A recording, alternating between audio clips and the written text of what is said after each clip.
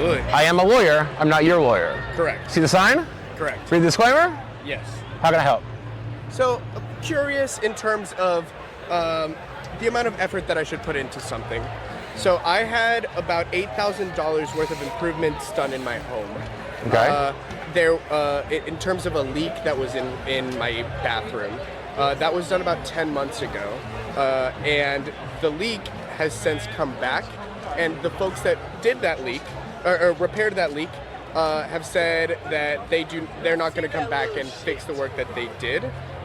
So I'm kind of $8,000 in the hole, and I have considered because they said that because in the contract they have a 12-month window for their warranty, filing a small claims action against them for those $8,000 worth of work that they did, and so I'm just wondering if the effort is really worth it.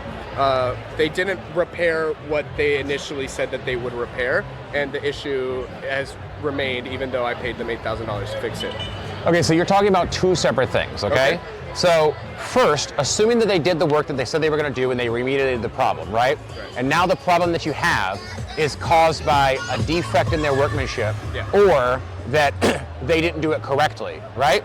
It's under the warranty period. So they have to fix it under the warranty period, right? Your claim isn't for the $8,000 you paid them.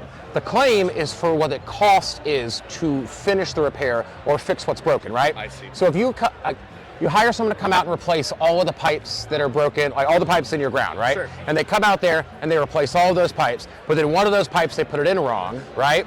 And now it's leaking, so you gotta hire someone else to come out there and they've gotta replace that one pipe.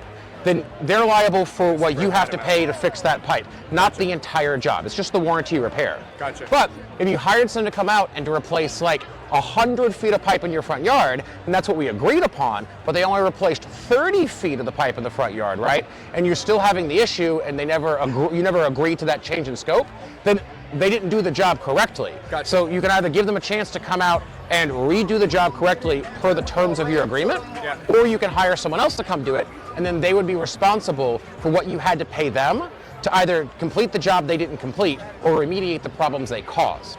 Understood. As far as how much does that cost, is it worth putting in the effort?